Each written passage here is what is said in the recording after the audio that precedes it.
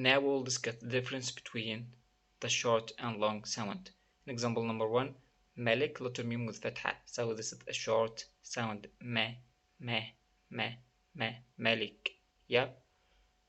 But in the example number two, Maliki, letter mim here followed by this a little alif here. So you should pronounce it long, like same time for two fatha. Me. And you should know also when you pronounce it Malik with a short sound, the meaning of this word it will be a king, Malik. But when you pronounce it Malik, yeah, with long sound, and this is the correct pronunciation for this word, the meaning of this word it will be owner.